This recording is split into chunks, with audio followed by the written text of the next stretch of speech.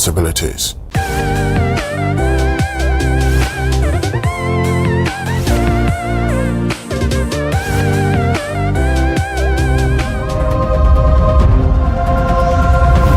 THURSADAY TV, a world of endless possibilities.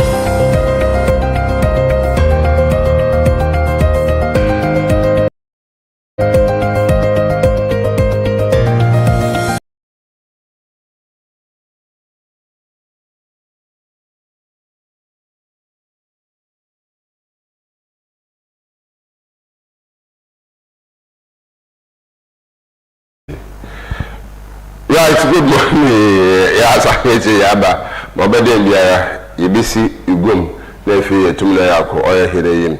And I was ordered out to do all you nearby, son. Yanko here, I can listen. My uncle already pay Wadi. I was already a minister Wadi. I was already a minister Wadi. Mrs. Marvin after that, pay me, Araba, Susan. AFIBA, ESSIEN. This is an AFIBA, ESSIEN, I say. Yo, I'm there. You have quite take a sabo. Yeba, I have a mother fee is the oil motivation. Someone say to me that you can take a sabo name. Mamma, that say, you could take a sabo, dear, and na. Ye di can shall say a crown, young far as da. It be so mad. Nayam fama, ya bofa, or master, ya say, or master, ya say, and a pa, a real and you may. A baby more edgy so na or more ebeso so that no a National Petroleum Authority ya na use gas na petrol tank and sunya accident men ko ho so so petrol ni bi ai frɛ odum je adwuma info na so say NPA fo no man kasa emehwe wo ma de aseda kese pa na Coastal TV de ma National Petroleum Authority. Aseda di hono so enko emma the sell gift shop. The sell gift shop see en kan show say achade bia a ohwehwe e de ama odofo bia no de say oba the sell gift shop a unu hu de bia da nsa ebeka sa achade no na odi Aquah-Amoah no yemfa aseda edi hon so emma the taste kitchen services. The taste kitchen services say yen kan show say aduane bia wo pe no onsa beka e wo ho. Even so one kasa wo menu kra kwa onbehwe wo menu no so no ma ye aduane no e de amount ne wo pe bia no onsa beka wo meduane nso de ese wano ese meka chew he wo se one kasa wo ko tasty ansa na wo di ho adanse meka kra anhwa meka sabewa sanzo meduane no e hye pa men's hardware and finishes. Men's hardware and finishes self woni chire mu wo he na painter hudo bia na electrical appliance and home appliance gadgets na no onsa ebeka e men's hardware and finishes. Yensa so fast da edi ho no emma Nesto Ventures amusi enkan show say say light bulbs and also say bibi ade say living room or bedroom or washroom or bathroom ni na oko Nesto Ventures on sabeka na ode asiesi ofie fefefe na eho ayefe anopai abofo na so ya sen eniti no omo na yede aseda no ebema wo mo anopai Nsema obetse enano pa Coastal TV morning mix Thursday edition kase bono ebino eye 24-hour marketer yenuanom abra dwumfo edo manu atum se omo hwehwe market ne den ewo abra sanse eho eno ebeboa wo mo enra ye ne edwum ehima edi nkomo ewofiase na nwumre no na member of parliament ede ensem bi eto omanfo anim yebekọ na yetie mu ensem na ende 23rd of April eka 23rd of April of AFIBA muno ewiasa fane nyina yedi International Girls in ICT Day eyeda bia yesi wo se na ebeboa ma ICT ekwanka emma ICT adisua no akoso yene Eyifua St Mary's ehwetwe nkomo edi nkita ho bi na yebebo mu nchemu ama mo nso mahu bi omampanyin John Dramani Mahama ahye ekrafo nkran se nkanka omo ye poetry ho adwuma na omo di nkosua ho adwuma nso mo nka makoma ntum yem sanse odi nhihye egu akwan mu amamokra NPA mpanyfo afrens and for the nsem bi ato omo nim de asem na mo kan ye bebobo so amamo eti ye beko amanfo so na aso se foreign news na ye de South Africa sensem bi a ekoso ewo ho no so ye de ato omanfo enim ni sanse na make sure say digital channel Coastal TV dia no 514 na se uko Facebook na usanso eko YouTube nso dia na obenya ne yopo ewo ho isanse ye live and colored unsa ye ho a ontimi embo pose de bia da isanse ye kokromoti prekope Aveji menete ensem no emu enchemu ne edikan 24-hour market abra edwumfo edo manu atum bi se kia ne ke esese abra na yesa 24-hour market no isanse omuchemu a omu wodom no omu wo place anaso se omu baby omu wo no ehoso kama say ye ebesi 24-hour market na ewo ho emo a ebebo omo papa traffic enso wo ho nti no bibia ebehia ma 24-hour market no edimu no abra ewo enra ye to yensa efre antisisi oye abra ejum hima enidi ankasa ye Cecilia agri yene no ehwetwe enkomo ewo fia sei na ye bisa ni nti a ehia mpo se 24-hour market no ye de beba abra ena oboye nchemu na nsema okan ye no ebini Cape Coast ha yawa north and south north south rather yawa 3 markets Kotokraba Anafu market Eyabia go back okay. Even Kotokraba market up to today I mean you say the portion do all the one wash na mo siesie amma ma no wonya baby what na wanazi Anafu market we oswosisia e bia enta na zo ntimi si afọ what enta kwan na what na market ni so and the it is yet to be known. I did it Nissina was seen no. That's all on suit Miss Afro when I was a tunnel because my care them to comment to be there. I'm the corner of we see no. No many spacious and the maybe Nazin now or won't to make sure the meaning in the Sierra. I rather go or through her crew town. Gone was seen no. Pampo mka ho mo kwekache wona obenya store wona obenya stall okay space when nyima obotuma abande ohon was ano aya at the phone was the brew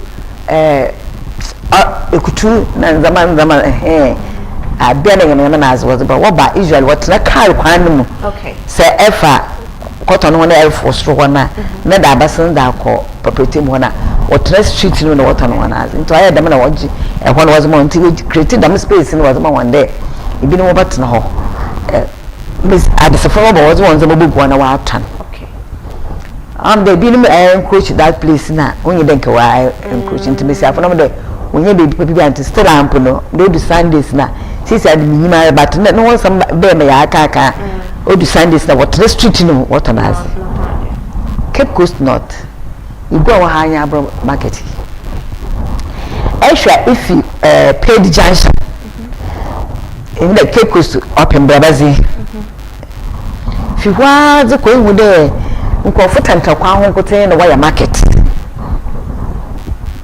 that market no on so one it is how done the 24-hour economy market is riba extra nanke one of them market or the market was I know what there was a market was about. I'm my enemy. Yeah, and say there will buy a direct road from Page Junction. Only me, you don't they say Anchor Junction or Endo. So here no cool. It's in the self all power to nothing now. Our band will go to one. Okay, what one hour when we are batan. Then the Kaka was on for a corner when you say, when I say no coffee, you can. I want to walk on inside no home. You been a flat in a way. What by now you can go one time for a better matter. No so about another bit. If then I got someone and I just knew where bank was recall at the saddle. Oh, the echo one. Now one on the space no on ye. Indeed, what bad was Baba Abraham. eti wa ba ne sisi ya te wazoro kwa kwani sisi ale Cape Coast bia no kwanzo wo be yeka o Cape Coast yamba no kwan onye adwuma ehwe Cape Coast ba ka sisi ara Cape Coast ne wa be not ha aha na jere domini nyina wo kase enti se bibi na no ye do hwe bibi domini wo otum na azeno wo bayen enho baba mfaso ama sense na me bere ka se na brofu bi ado owo baba amobe ete ne enho baba mfaso ama as wo no na wo ya azena mo ho na afenso emma na so be ne ho mfaso ibin mo ho wo here market we kezi go akwan so da ho ano so obotum na why ho na chi say say love na baby ani should be idu ho pa on po sheda nyama no asaso kesi adin bi ho na so ntina data na Coastal TV yebisa anti titi se ebanisan mpo na empanyifo esti gina ebi etisa na ono a oye edwomhima anu mpo no wante ho hwe na nsema o kan ni ana metrehi ena empanyifo na so be be se biala mfo me nyem ntra ho nka da me azokura oho Cape Coast ni menyima da enche Cape Coast na America menyima da ye we bi ho a stakeholders engagement ho a over the time there or local government law no over the way there anytime they are no on P2 people's participation P2 the may you know then ka answer na what be bibi was I when engage na what team follow and that's the here stakeholders market for na we you na no here ntina ho oh them abanes the mazi zaba name ya pede yeti won so say na won wo ekuro num ana bro no do nti wo hwa ya de ba how be ana hefa ni fancy na make the fair initial no dey wo fa meeting ewo Anglican church wo at the Sada town hall meeting on malabu kobi on wa banda was roko old baye ko ho na wa wuni de ehwo no ye no banda was ropa Cape Coast I ka de Cape Coast North o de Cape Coast North ha demom all kwa ekonezi minim ho hwe ma mantin depo nyi de in that 3 days Monday ni ko baby nti ene da mo call marketing no go for 1998 that's abasam 1998 ha ene o du gore bane wa ma wan was what kwa nam bebe na abanda abare baby na wa ka che ni de besie how na azu ya meza onyamza minim da ba asemi ya wori ken me mo de ni nyima me minim da was what bane mo wo du kwa ni de minim da ma na atanete nti gwe me trama aka wo ma abane ba ye bi pepe biara amanya no wa ha yama no kwan was that 24-hour market in Sensemi Hua na enrada krata bi ebepie eja na krata no ne tintin ni tete nyina no ene se free member of parliament and also say Mrashebejani Emma Cape Coast North akache na honorable Dr. Kwabunamita Nyako ena okase ochemu a ne niehu anasa na swati na wenhu nsem a omanfo bi eka free member Metropolitan Chief Executive MC George Justice Atta enchen HSL baby a mo pese o mo de Cape Coast 24-hour market no ekono eye Ekon Junction ho na o ma hye se o mo kwa akosi sa 24-hour market no ewo Ekon Junction na Mrashebejani echemu a opese okato amanfo nyina etirimu se sa asemi anasa sa hyehyɛ no obia ma meka nkyerɛ no anasa se obia ne nantena se anhyehyɛ amisa no ansana sa decision we anasa se sa nhyehyɛ we omode eba begu akwam nti se no krompo na ono no onim ho hwe na emom no opese o kyerɛ se ono ankasa as a member of parliament ne de ni yemu a ankampuntuo ebeba Cape Coast North na emom no baby a omode 24-hour na ekwakosi aye Ekon Junction ne de ono ankasa de ne bo enyo so ne site no one mpanyifo bi eka bi a eyeye no sesei omo et na ase anaso se omo kasakasa omo echese enche bia no baby a omode 24-hour market no ekosi a ebeboa aboa omanfo ne adwadifo ne omo a omoton ade nyina no obe make sure say san hyehye no omode agu akwan mu ama sa 24-hour market no esi baby a obia ebenya ne chefa ewo mu enti ne sese no omanfo obia da woda onda na onka na kuma entu ni yem no hu se we no enye bibi esese de basabasa ebia edeba obia nka na kuma entu yem adwebrɛ na ono ankasa as member of parliament for Cape Coast North no or the enema egu akwama enche 24-hour market no omo de beko baby a omo de kwa obia ehu beto no na nkofa basabasa ebia emfamba.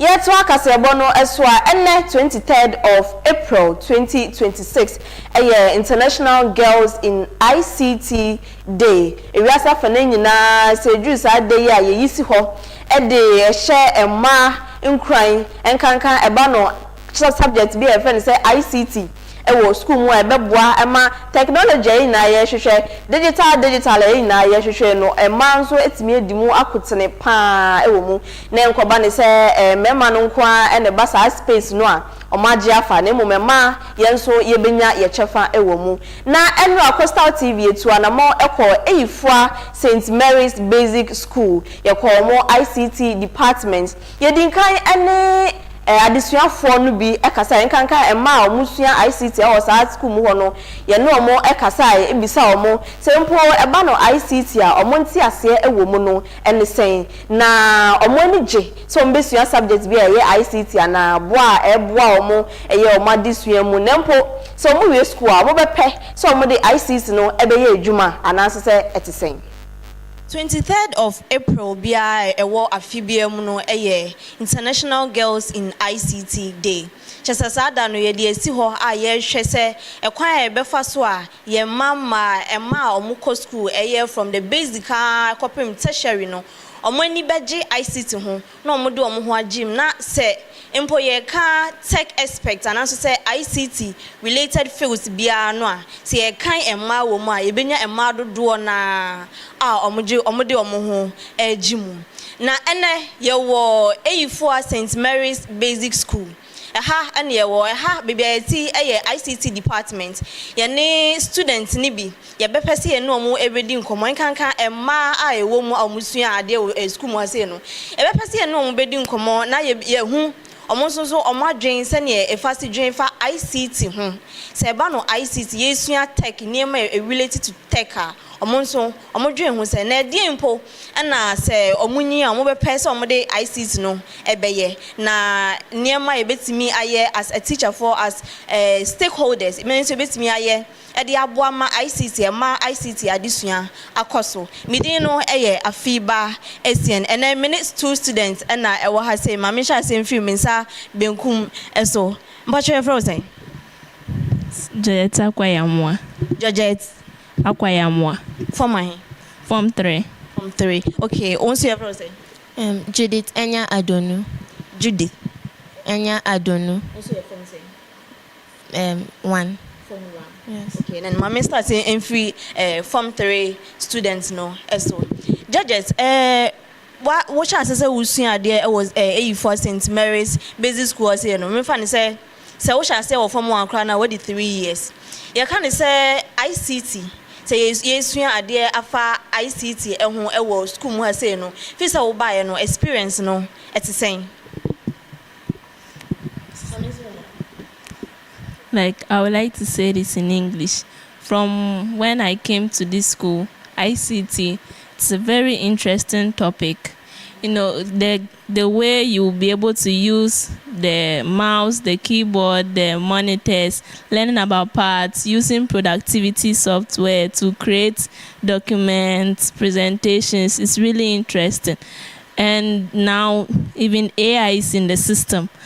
Now we mostly use AI for our works, for presentation. So yes, ICT is very cool in the school. Okay, so the okay AI ho asem ntim pese me bisa we ho no ho asem kakra. Like you are saying, mo the AI mo works any ade nyina. How do you moderate the AI in such a way say it doesn't take over your creativity? Now ade a wankasa wo de wadwen ebeye no AI no emmebro so. Na emum wo be hwe ne say wo the AI ye adwuma de na emum no wo de wadwen so e ka ho. Now students are over depending on AI. But it's not everything that you need to use AI. Sometimes it's our own critical thinking that we need for AI. So sometimes easy things that we can use our own mind to do, we should set the AI aside, use our mind to do it. And now people are using AI for drawings but we have our own hands there to take the pencil, start drawing. Even if you are not good, the AI can guide you on how to draw. That's how AI is. Since I was ICT, I say what has been the most exciting part of the ICT subject I was here so far?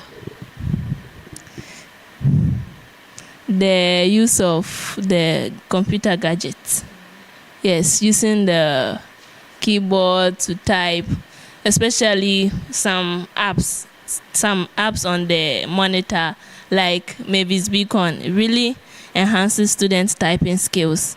The use of, there are so many, and then even the use of Scratch in programming. Yes, it's for beginners. So if you want to learn how to program, Scratch is used to program a block of codes. Yes, students just arrange them to be able to create stories, animations, and so many more. Have you had an interest in ICT all along? And also say BBR recently na ebebo.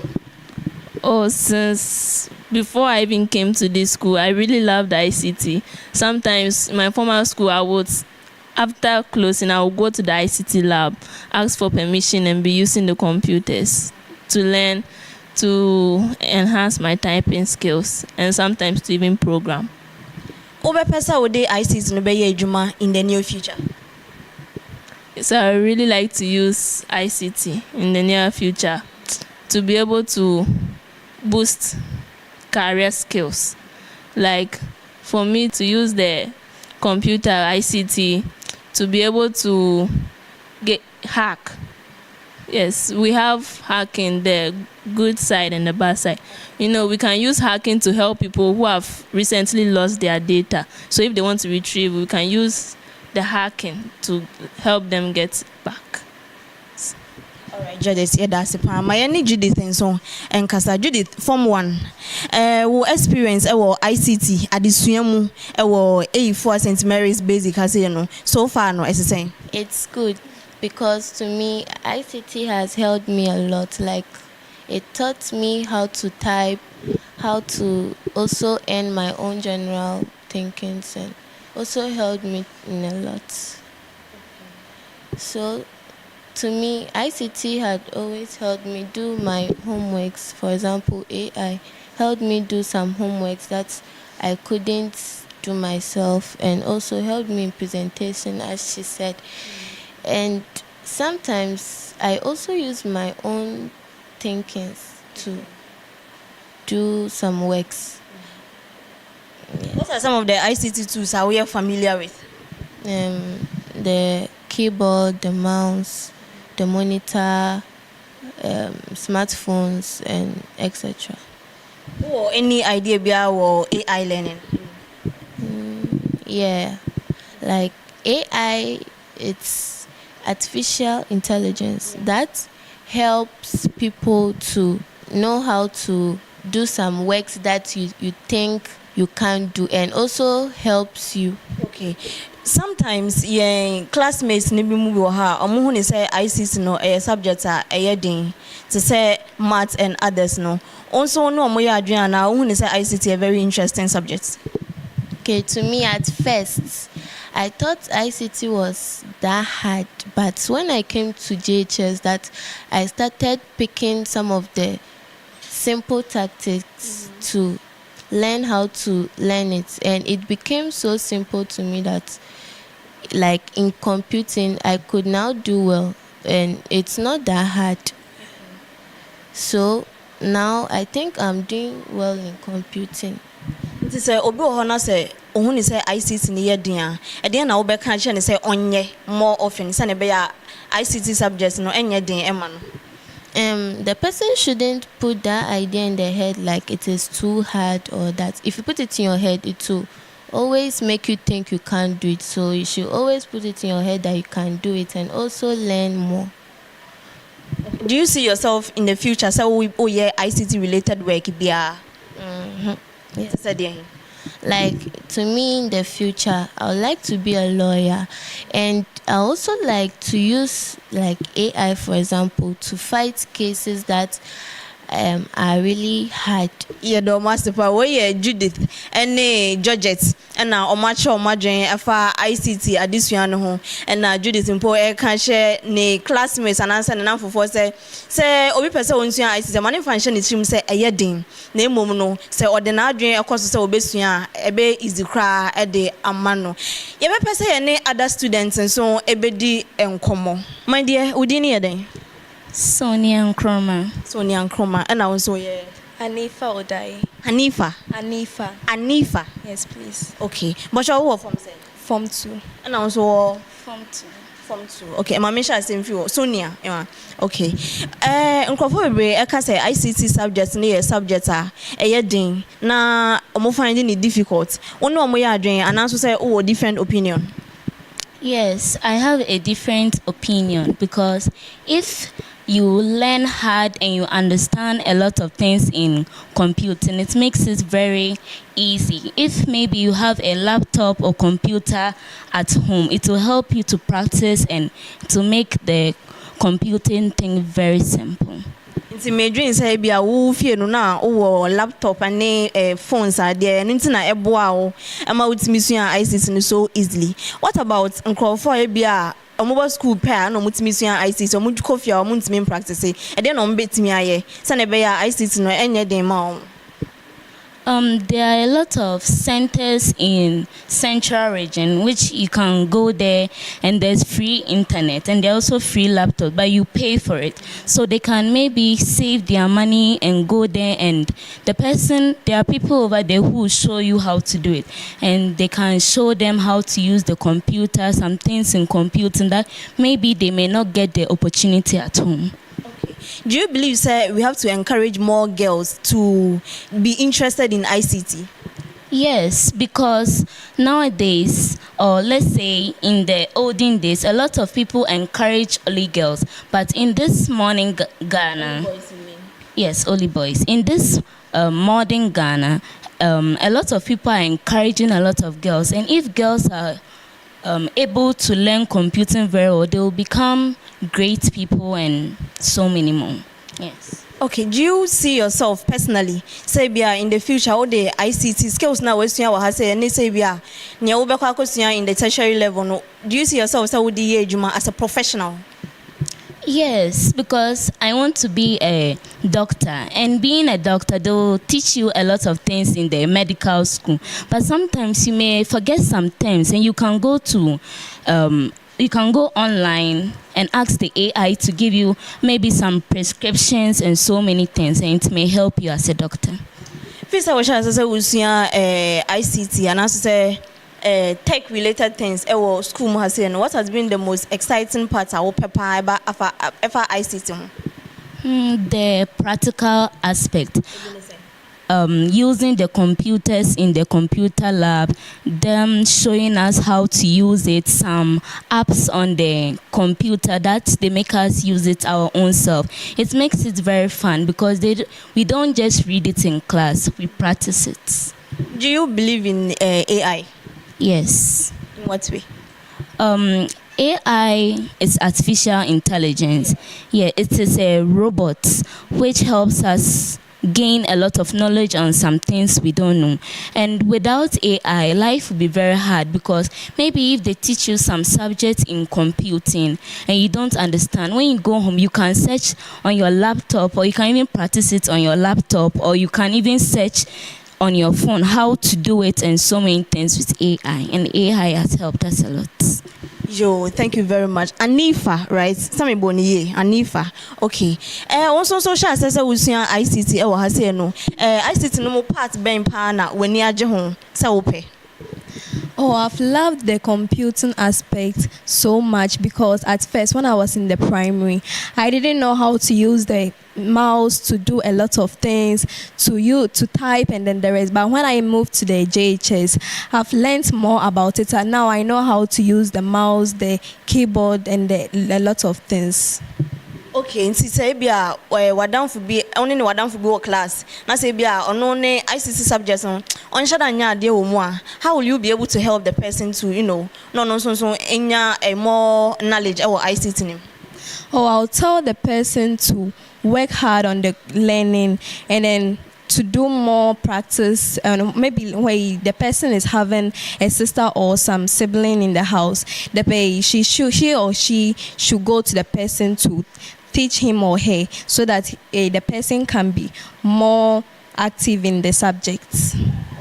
In the future, say Misha Anifa, will I see you in an ICT field? Yes, because as my sister said, in the future she wants to be a doctor, but me in the future I want to be a fashion designer, and then I will be using the computer to draw things and then doing a lot of stuff. But because I've learned the computing subject, I will know a lot of things to do about it. Thank you very much. Anifa and Sonia. All right, thank you very, very much. All right, my dear person. Susanna. Hey, Susanna then. Abraham. Oh, okay, yeah, Susanna ESSIEN. Okay, who from say? Form 1. Form 1. What share addition say from basic 6 or Eyifua say? Okay, who join it tambe? Primary 1. Primary 1. Okay, just say class 6, class 1 ton. Okay, and then me dream say o share say usua ICT wa ha say no achepa. Yes, please. Inti Oberate said the way our teachers for no extra there, the way our model textbooks ne practical aspects ni nyina no. Oberate experience no say at the same. Well, the experience is very good. Well, with the practicals, the way they teach and everything help us to understand how the ICT is. And the teachers are comforting.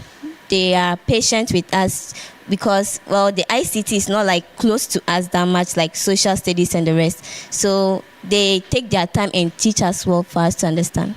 Okay. So Moshe assessment musuya there from what time say from class 1 up to form 1 as say no no. Obeka say new tools ben na oma introduce you in the ICT field.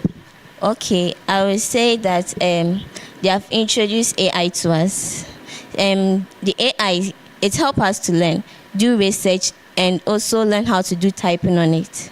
And when you come to the ICT lab, the teachers get their time to teach us how to type and how to go into the computer. So far, then what me skills ben what me ubet me do say so work as a way no met me aye e wo ICT field. Okay, I can type and do animation. Yes, do design and also maybe draw something on the computer. Okay, that's nice. Next time, remember what job na mashe. Okay, do you believe say ye hear a ma bebre ewo ICT field name? Yes, please. Okay, why do you say that? Okay, well, they used to say that boys are the ones that they have to go to school instead of the girls staying home and do house chores. I don't see that to be good. So now the girls, they are coming out, being engineers, going out to learn computing, learning how to fix computers and the rest. And I see that as girls are improving in the computing sector. Yeah. Do you see that? Do you think that in the future, no, yebinya a ma bebre, and how do we encourage them to also take up the ICT subjects? Okay. Yes, we get more there. And I encourage them to just focus on it. And now the computing is on than the other jobs that you have been doing. Now, most people don't use their hands to create things. Rather go on the internet, learn how to do it. So I encourage them to just focus on it. They'll get something out of it. Thank you so much. My name is Susanna. Thank you. God bless you. Yeah. Yenya cheche ni bako ha. Yepese yene no echuchu nkomo kakra.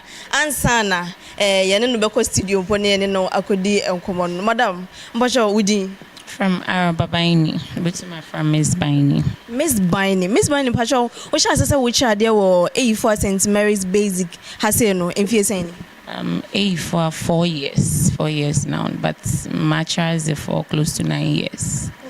Just say what shall they for in all your experience no ICT as a subject share basic schools yeah I mean kind of basic school level no saying. Oh, it's very interesting and very important at the basic level no. So if we get students to learn from that level, it helps them a lot. And it's very important. It's just like the basic needs here. Computing is very important for the basic level students. Yeah. Yes, celebrating International Girls in ICT Day. Do you think important and whom here say you be celebrating BBS? Oh, very important, very, very important. And maybe I had no 4 years. Every year we celebrate that. We do that. We call all the girls together. We do activities in computing. And it's very good. It's very important. Yeah. You ever say no bedi nkomo bebre na wacheche ni mumu send ne ekoso ne details na nkasa no wo de amaye nti no emepam no ye beto nsafro ye da se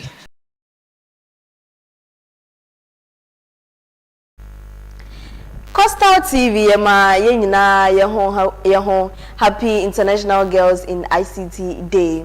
Na America was say Coastal TV morning mix Jumedi Thursday edition kaseboye etwagu ewo digital channel no so 514 any Facebook any YouTube na okoha onsa beka na woni ya che ne ewo nyina yetwa kasebo no eswa Omampanyin John Dramani Mahama de Nkrumah sembi ama ekuafo teacher omo a omoye portrait juma nkankan omo di enkosua ehu juma omo ye enkosua business no wahye obibia Nkrumah say empo se market no enhye da enkoye mpo na monka makoma ntum yem esan se enche free senior high school school feeding na de no obeboa anaso odi nema begu akwan mu ama enkosua ye produce ewo Ghana ha se no ye betimi ato ewo free senior high school level se na be ya enkoba ne se krani bia be boka nemu yankasa be produce ya de na yankasa so ya to ya de ewo omamu ase. As I speak now, there's a glut in the production of eggs. Poultry farmers are complaining that they can't get a market for their eggs. And so, because of the poultry programs and all that we've done, the supply of eggs has increased. And that's why I've said that we should find a way of getting the school feeding program to absorb the eggs and give it to our children to eat. If we can't sell it, let our children eat the eggs.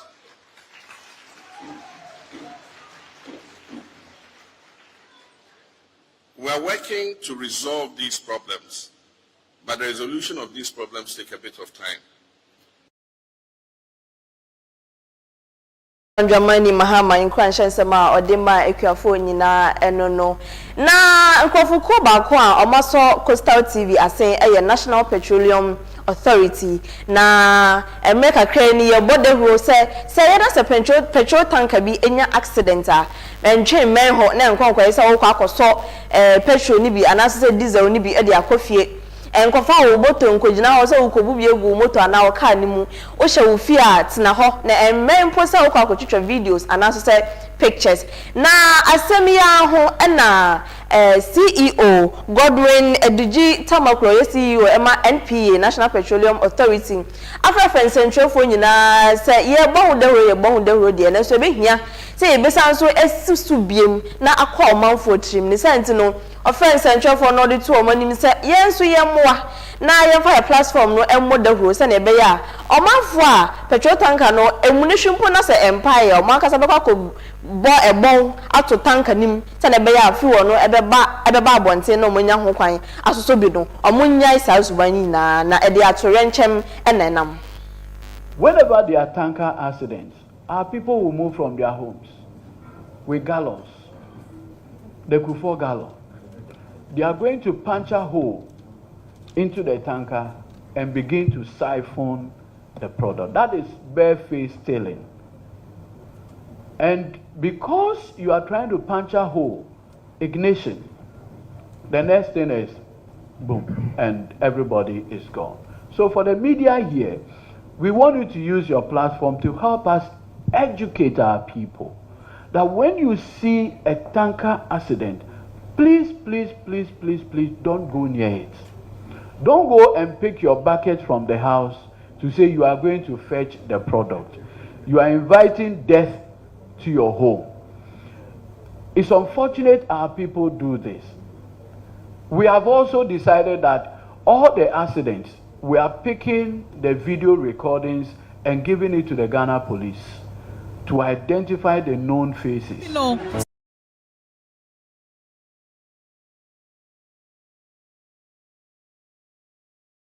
For arrest and prosecution. Because we've seen that in particular communities from Nsawam to Kumasi, anytime it happens within that stretch, there are some gangs who do those operations. And so we are also getting the police to monitor and effect arrests for the purposes of prosecution.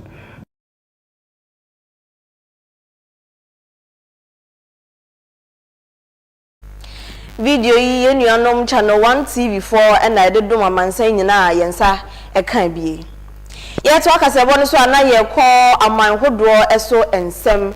Nansen video bi etwagu e wo internet ne so na video ni mu no ubewu se South Africa omanfo ebinom ene Ghana ni abrante bi ejida ho a omo yiyi ensem bi ano na utie video na ensem a omo kan nyina South Africa fo no e ka che Ghana ni abrante ne se ebeya anka Ghana fo na so se aman foforo so enkrofo enkanka ebibrem ha aman hodo so enkrofo a omo tu kwan ekọ South Africa so omo kwa akohwehwe greener pastures omo kwa akohwehwe edwuma bi aye no obi antina ne krom na onya ne kro yie na ono so onya eso mfaso na se mi tu kwan akọ South Africa mi tu kwan akọ South Africa no de South Africa for say omobo enwo na omo mpene so se abibifo ewo aman kaye eso no ebetu kwan akọ omo krom na eba ne saa no an enchemu a omo de emaye ne se eba ne saa Ghana for anaso se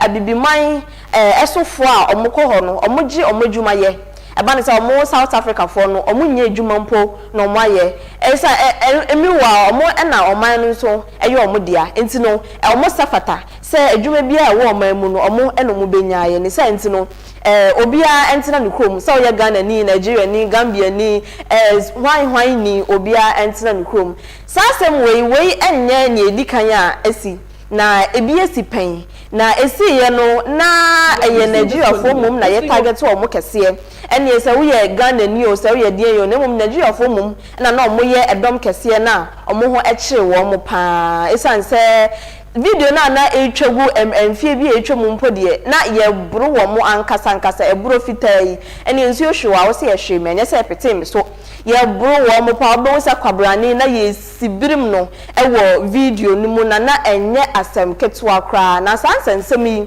ena esan so ama no ho so biem ewo South Africa chese video ya latest one abey foforo kra abey no omanfo no etwa Ghana ni abrante no ho ehia chese ye bo ne kokose onko ne krom na onkonko ne kro yie na eno so eho yeyi a ono so eho abamfa so ye hwe video no kakra. This continent, this thing of you guys moving from one country to the other, it's no longer working. We don't want this as African people anymore. We are tired of seeing African migrants moving all over the world, refusing to fix your own countries. Now we're making it very clear to you guys, Utitina, we don't want you here. We want you to fix your countries. Now you came here with a traveling document, you came with a passport. You know that you are a visitor, but where now you decided to come and integrate in our communities. You know very well that what you have done is wrong. How many children do you have here? We can come to Ghana and do what you're doing. Passport. Eh? Now you are carrying your baggage. It's 11 a.m. You were supposed to be fighting the government of Ghana there to ensure that they are getting things right. No, there's no fight in Ghana. You must fight what they did. Where's your papers? Passport. Passport. Where's your passport? Take it out. Let me see your passport. Let me see. Luna. Okay, tell me, who's the police officer that you are bribing to certify these things for you? Baba, let me tell you, I'm not foolish. These things, let me tell you, ne? You know by law you're not supposed to certify as an immigrant. You're not allowed to certify your passport. No. Okay, why do you certify your passport in a foreign land? Okay. Let's just start there. Why do you certify your passport in a foreign land? You see, it was raining. Hey, I follow you guys now on Facebook. How you? It was raining these days. Then when you go out with the passport, sometimes it gets spoiled. That's why I satisfy it so that it won't spoil. Baba, Ghana don't do that. Okay. Ghana don't do that. All right, sharp. Ghana let me show you. African country that is. Let me show you that when you are abusing our systems, ne? On the 10th of April, again, the 10th of April, you entered your country when. The very same day you came back when yeah, it's a proof. Yeah. Proof. Here's the proof. Crocodile can't go. You went to Ghana on the 10th and then you came back. No, because here it says you exited Ghana to South Africa. When? Here it says you entered, here you exited. And it's the same date. It's the 10th of April, 10th of April. This stamp you got there in Elov Street on the street. This is where you got the stamp. Oh, they've got a connection here. No. I am telling you, that's where they buy it from. People don't lie.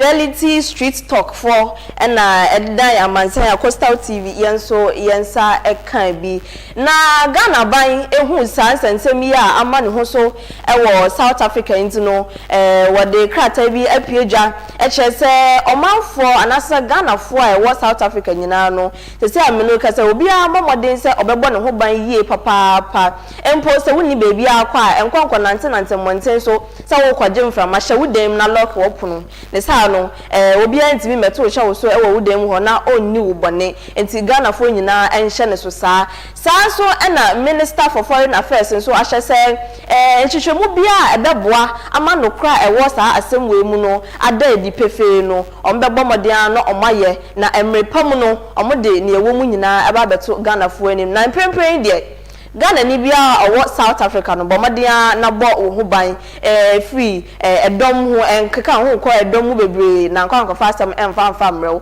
oya Ghana ni so na opese wontu kwan kwa South Africa na wahwe yie na obon ho ban se ne be ya torenchen bia anaso se basa bia enkoto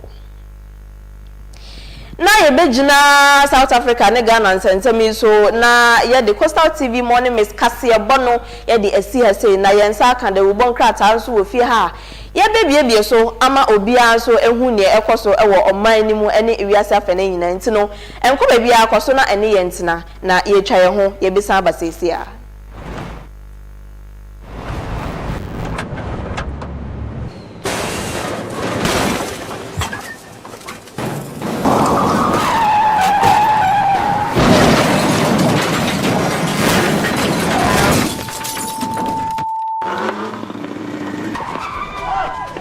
National Petroleum Authority say, Mawa Bambo hu hia ukane. Ain't no, stay back and stay safe. National Petroleum Authority ebo bibia kokose se fuel tank enya kwanhia na edane a menko ho nkwaye wadwen se okosesa petrol anafa ngo no na afin so menye wadwen se wo ben fuel tank enya kwanhia ne ho akwa kodwitwa videos ana pictures na petrol anafa ngo wo hwen so uhua ko wo mu a enye sunsun aso bone ewo apomoden sem so fango so eho ahometinti no enfom so akitu ebi ebetumi ameja tom ama na gise ewom eba ne saa nipa dodo timi femu hihye ehwe mo nkwa emeja pade dodo na nso esei eno nti memfa wo nkwa nto chacha enye saa obenu ho nkwa na nyina se wo hu se fuo tanka bi enya kwanhia na adane amafango no ebugu mpa hwa na wa aman ho da stay back and stay safe Emomo no aya fredum je jumayefo ana posifo no mo mehwe nso ano wutumi nso efre National Petroleum Authority ewo 0302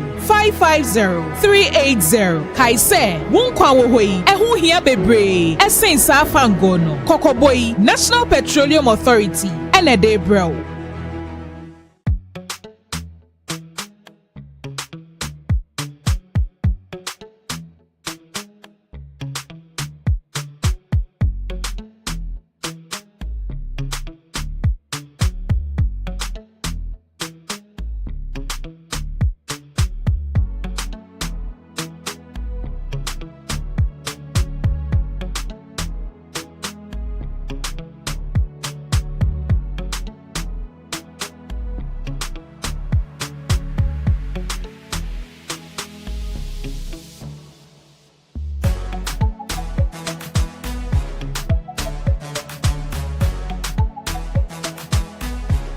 We sell gift shop, a place you can rely on.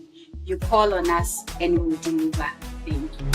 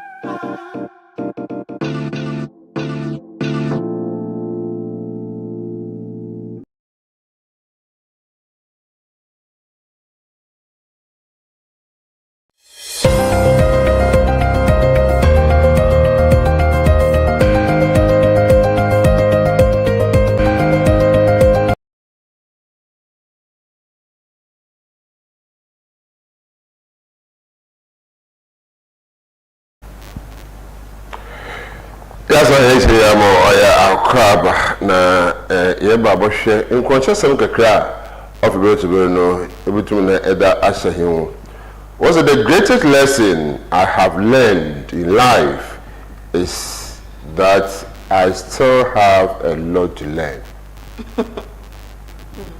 The greatest lesson I have learned in life is that I still have a lot to learn. Damina something. Also, the church I saw what to know Russia, Papa, and or the peace is solution. Or the peace is solution. And say, each other, and there, oh, yeah, we are doing we celebrate, what do you call it? Girls in ICT. International Girls in International Day, Girls in ICT. ICT. And so the greatest lesson they will learn is other women who ICT. And I will talk about what to name. And so, almost say school now bet me out crazy, but I decided in yeah. With this 60 years, 100 years, Mpona say you are sound minder. It is encouraging. Sister now because we because life itself is a lesson every day. Yes, I know there's a new lesson, a different lesson. Life and Ankasa or Che. See, yeah, call ye by ye, dear Konabawishi uncle for we need J success be about our failures, Kakranso or a Kukusha, say any idea in the you have a lot to learn. Usia, dear, we need or the piece, yeah. Very. My name is very young Pabda. Young Concat, the daily graphic.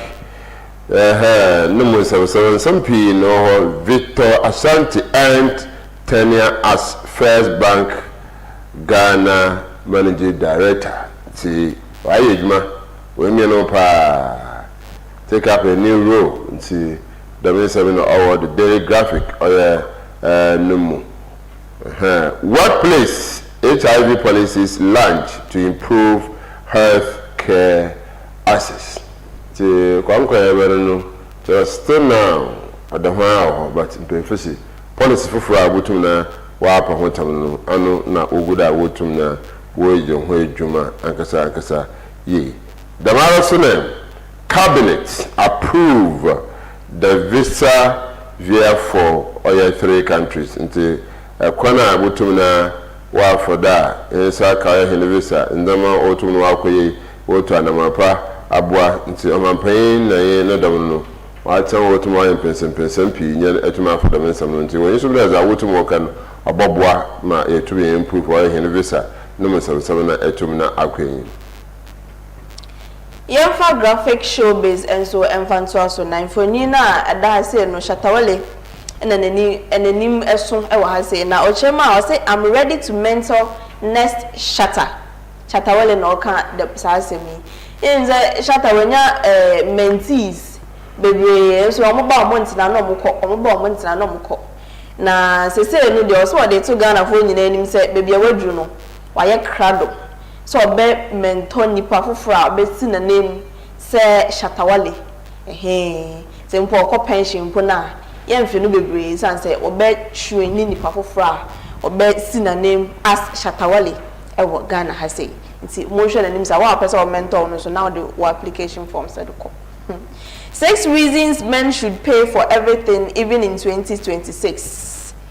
Graphic showbiz eshemu even in Afri 2026 mpo no enyina so bi wo ho graphic showbiz abbo mako nsia so ewo ho se wo ye bema na wo ne oba bia wo in a relationship man asa wa wari mpo na ewo se wuntua bibia from kring to kran even in Afri 2026 mpo no so na wo ye the full-time breadwinner nsuo ba obeto light bill ubetia school fees una utia groceries una utia ye ko shopping ubetia ye ko de nyina just Mr. Otia na so mfanya full-time job. Graphic showbiz or 6 reasons in here also we yet study even in 2026. Now Georgette also say using AI is not ungodly according to Georgette. Meaning say na ebi nkrambo e consider say we use AI just obeko bonsenje. But Georgette say nkan che mo was adwini na say we ye Christo ni we ye also nyame bia mpo na person we use AI a enti anyame bia mra. So be use AI nti obi anka na komanto nyem. Na on use AI no fanya ni opese odie. Graphic showbiz ono so ne de odie bani. Ghanaian Times za other by Sakumono be fuchira akwara wotuma for that site we still Sudan on bo kwa nti encroachment no the monitors atumina ashase dada ama sisi anazamba we disumun papa persona wona da na ahodo wotuma bubu na so benfese yada obade de biara fo da obafo kon bonodo na fi wotumna wesi dan kra Ghana Immigration Service was a very rescue 606 migrants, including 381 children in Kumasi crackdown. Until the message in October. Still now, a month for we do on some fata, Impohuga, or the refer, until System Immigration Service, Mamma Yoko Shunko, the Wotumno to Dama and the Mori. Court suspend NPA trial. OSP. Was a wait nara yima soyi and wotum no ocheche da mesemti wo yesum de za atum na aka oboboa ma tibiare tum na de ana mpefo automation yena no ma wo amanfofo do kankan South Africa amene sha wotum wo shahono no ama oya shafo ahwa amman adwedo metire foreign minister a chensem de kono biara no Ghana fo omo se nephew untina baby zin man nanto the first nanche bibia ihon sisi aro hu ne oye nuanimi bi ketutuma aba na ahwe bi ma wo box na abaka masa wo tro match man dam go fe bi no another pardon ako we mean in the was South Africa do ya orbo amibo tell me the box no no Ghana versus South Africa video numpo na Lewuye no eno ye some years back recent one na ye back no omotwa ne ho ahia na Ghana ne ho ahia na omo ma no strong one no Lewuye no some years back no body na very brutal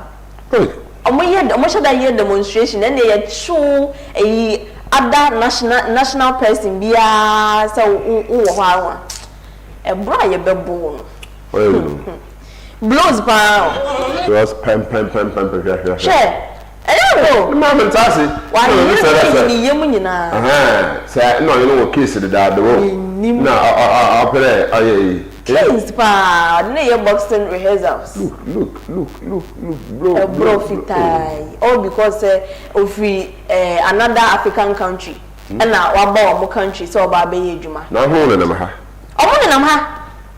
Ghana awu ba ga na no anopa we no na ba me ba ko ebisa Ghana ni say omo ko fence ya Ghana ye makwan ema omo ema mede nam ho se ne omo mo pe na me aniema nka me wo ho na mabisa ne se that ben na what say Ghana has say ye bo other African national person say because our buy Nkrumah so oba be adwuma and na wo kon Kotokra market Abra market omo mo ye retail marketing mpo na emra ma ho kwan no other foreign members and a retail market, even though ye man and maho can say a foreigner be a retail market, Ghana has say.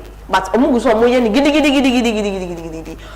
Events other nationals galam say or moyo modi say young science memophone ya say any ye cocoa phone idea you now pono. Who say ya ye sa a brofita we ya bo national be obi amafo nipa bi say waba ye chrome eba beji edwuma but South Africa for especially South Africa for no moye sa de we this a wonye Ghana ni and also say other African country ni pe bia obekọ no mo to many esi so say ombedi we ni but abrofo from Nkrumah ekọ ho omu ye nte so omo abugro ni bia say oye adwuma wo Nkrumah enko na be baye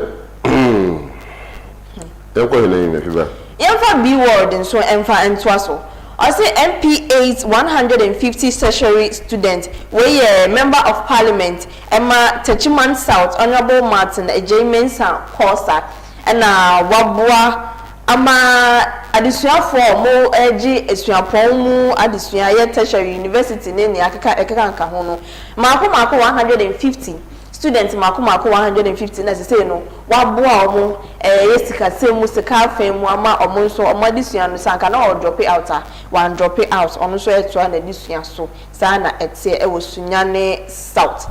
Tanker drivers and their mates abandon job for Galamsey. National Petroleum Authority CEO Godwin Digitamaklo and Orca Sa Asemi say tanker drivers omo drive fuel tankers no omo mates ni na no aya omo ti bi je omo adwuma no ho ekokoye Galamsey and me reading wo baby no che me say because of aketua na emba brano nintino omutimi say me adwuma na ketua mba and me ko hwe ketua adwuma foforo nye the science no majai fuel tanker driver ne ho adwuma kra na omo ye Galamsey and also ye how kese pa ekoso e wo man mu sunyane asam na meke NPP stage yensho ehunahuna demonstration and na nya asam ketua wo sunyane kra ye ni abre ko ye nti ase ni ko jan nyina enamu esan say NPP Americo members no binom ehunu say current government you know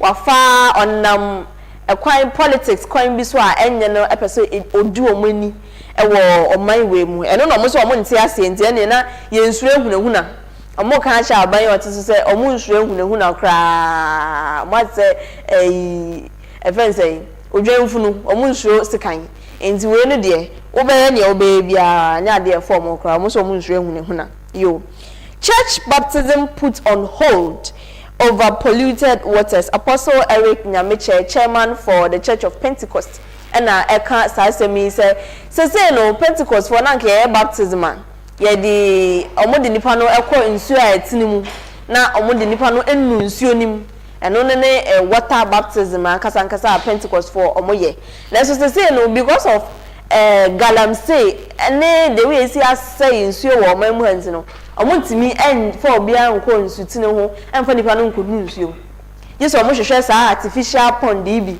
na edi nsuo na gum na edi nipa no kro no enumu e wo sa pond nim na say edi nipa na enko nsuo ho akwa bonus de omo agya sa de ne san say Galamsey say nsuo e wo mamu ha wo say hwe ho asem na yeka pa seriously I mean, them say many or abaya was say sometimes so catch say oba within the shortest possible time or how many days said 120 days was saying apart 365 days aba betwam I bia san so aba beto so say no I think Enra was enrich na 112 days since you see on my way you see afi way mu Galamsey no e da so ekoso anu aye den baby insuo mpo na office o baby e say waterfalls na omo ye Galamsey wo waterfalls omo ye Galamsey wo na ye koya na say ye buy e be dey na ye nkofo ntukwan ye nko o ma fofo say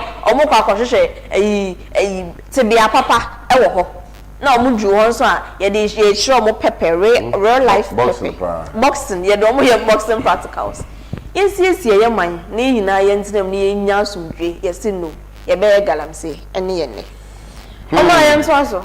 The daily satellite, NDC is not opposed to OSP, but the Fiamapo, I don't know the Missimi Etum Atuga. Akando wants doctors accept posting to rural areas or else.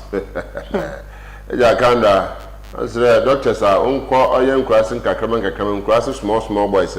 Crossing Kakaman, Uncle Yegman, me yada, I mean, Mungo, Asana, Uncle no bon Coco 1, Coco 2, Coco 3, a small woman or boyman, dear. See, I added to the phone, 1 per day, Utumina, Ut to the man of Maran, Mamma's nephew, Untumina, 1 shannon, so Uncle Sanks or Sunday, Yada, Abutuna Wabwa, Yada Butuna Wabwa, and see your mamma's in Shannon. I'm a wotumina yet to put Aquah-Amoah, Papa, yea. Ghana Immigration Service boarded commander applies for staff bungalows or barracks or whatever. And say, your mama didn't feel into me, young son, so no more me to me after him and pay for no. The 2028 election will be struggle saved as Mahama. Exit nti Samia Oku no the men samiso etum na aba botuga if you very kwani. The Punch newspaper so de ne dia ba anope o say Tatale Sanguli district breaks ground for 24-hour economy market and fire station. DC hails government's vision, calls for unity, youth discipline and protection of public investment. They say no call Tatale Sanguli district 24-hour market no omo ma sho omo de ase dada omo de aso abofom omo hu ba bi omo besi no omo de aso abofom asese na enche omo de niema begu akwan mu na omo si sa market no eno ne fire station enso e wo sa district mu na this year wo ho na obo aban abaso se wa ya ade pa wo sa anisudi hunu ya waku na ode ama Ghana foi na o hyem se omanfo ene emabunu ewo ho no so yan na yensom se na be ya 24-hour market no ene oban abanya diso duhu na ode ama district ene Ghana foi nyina no ebesi ye bekoye na enkoye ne se wetere zan ye sha ase a na se ekire ye hu ne bekọ akosi na mum no bia so emfa na ho odin embeta ekire. Public Accounts Committee directs Yoso College of Education to recover 330,000 Ghana cedis students' arrears.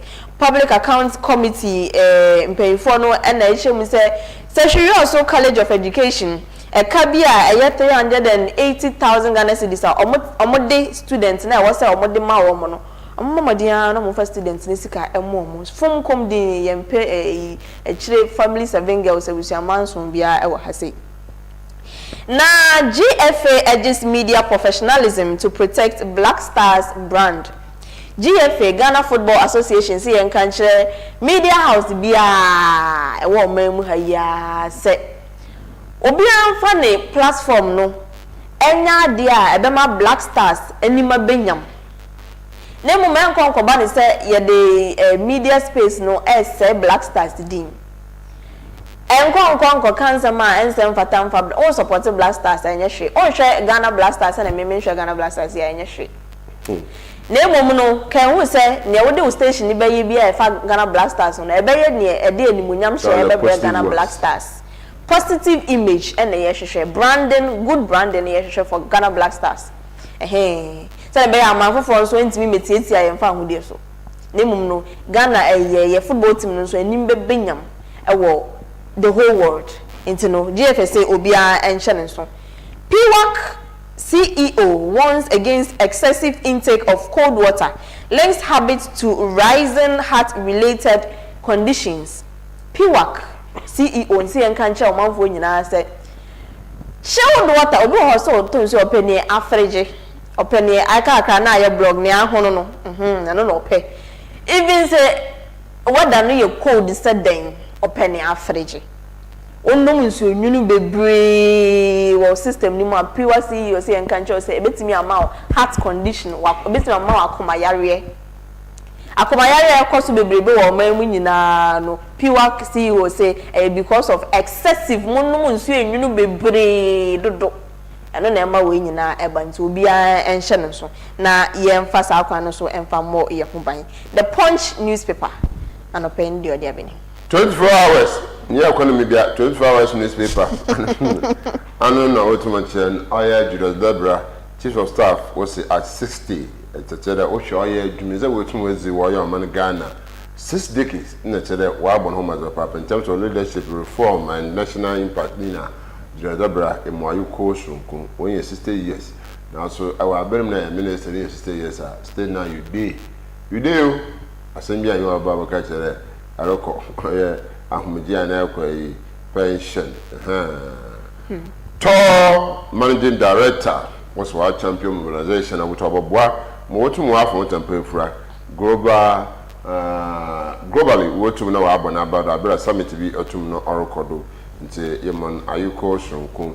After your market minority leader, so I changed them there. Couldn't MPP internal elections, however, was Untoba no play. Oh, yeah. Munezame am wotumna wa bombe tumna akenyim Ghana na Mali with the Honsasa apamaka so boboa ma egozi dwumezia na motu abamadinati afone tempe fra nti MOU na Ghana na Mali with the Honsa etumna asase na wa aboa na etumna akenyim nti 24 hours paper Yefa local visitors on Fantoaso anope na ose Carlos Edino mamoni ya na mu de achame enye Ghana dins no. Carlos Queiroz arrives in Ghana ahead of official unveiling as Black Stars head coach. Black Stars ye new coach na ye nyano no. Eye Carlos Queiroz. Mamoni ya na mu de achame. Wa beju Ghana. Aje ejanya aba obabeju Ghana sese onche ye bepa no hontuma say Black Stars ye new coach fresh in box tier rubber be na chire ye be na che ka pe bintuma chire itam no wa ye be na chire ye be na chire Ghana fu e ma Ghana fu wo be ade front ni hu okay say new coach ye nya no but say obabeju Ghana obabeju Ghana cry nche sa yi chire ceremony no. Over 30% of gas cylinders unfit for use under cylinder recirculation model GCMC reports. GCMC na a day reports be able to just say cylinders are who you use to Ghana has say even though NPSC and control say use gas. Name no make sure say gas now what the cylinder now the gas. Our filling station biano ye papa and rusty. Cylinder words mu say abran kasa cylinder we die enche ehun be bone Nkrumah gas ni pe leak mu spray mo gas kakra mo cylinder mo spray ni kakra why na GCMC and mo report ni say cylinder say use wo Ghana yina na mu 30% o hanchiche mu eduasa na ensem fatasi e be use simple e de aye adwuma wo Ghana ha say ana so ye de gas ebegum esan say tibia ewom no ensem fata bad roads isolate Atonsu Bokro residents. The sick and agents bear the brunt. No chema so ko Atonsu Bokra omanfo wo ho no omo haw kese pa eyo omo kwan san say kwan na na ne ba ne sanso a na omo yare ene omo enfie akọ anim kakra mpanyinfo a wo ho mmerwa ne nkokrafo no na ebre esan say mpo obi yare mpo na say mfa no ko hospital a ekwan na enyi ene ka no ebe sheki u bones sa ba that obedu ho no na hye ne aba nya aba. NPP stages ensure huna protest in Sunyani over arrest of party official ni nyina ayensema local vista or the aba anope.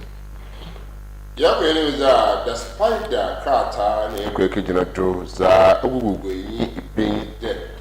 Krata Kwabano, which is him, a shop for Sasso do I land minister was the LML assembly members clarify Adamus report the minister no assembly members no na I honkomozi or petition to go to no Jason clarify was cheap propaganda and the minister Buno regional minister calls out Mbeshebo Fian or Nkrumah na also which ma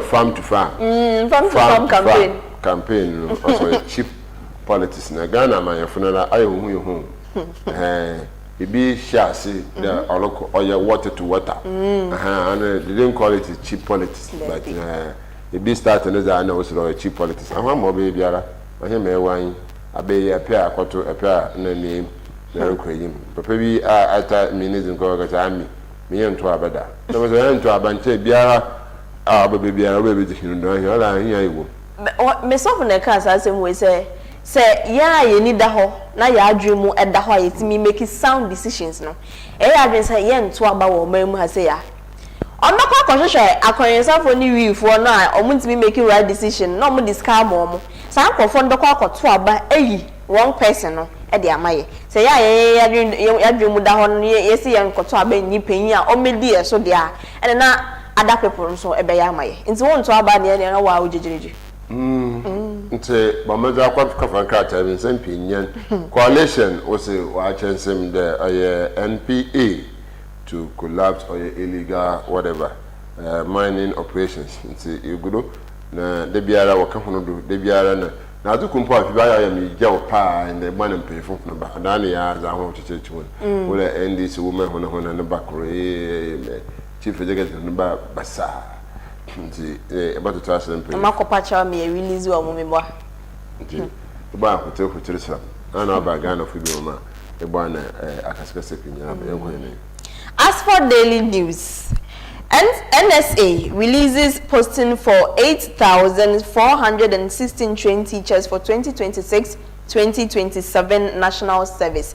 National Service Authority and as I say teacher for omukwakoye National Service release omu posting no 18,416 enche ombe National Service for 2026-2027 National Service year no.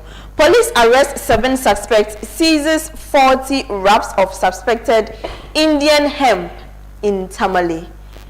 Police for bomode amonsa aso nkrofo mako enso emu chese niema omu seize efi omu enche no Indian hemp bonsam tampe bi anaso se ade bi na omu seize mako 40 ya chechire ho wraps say Tamale asem enamiken ya chesa nkrofo 56-year-old man remanded for allegedly raping 2 KNUST female students.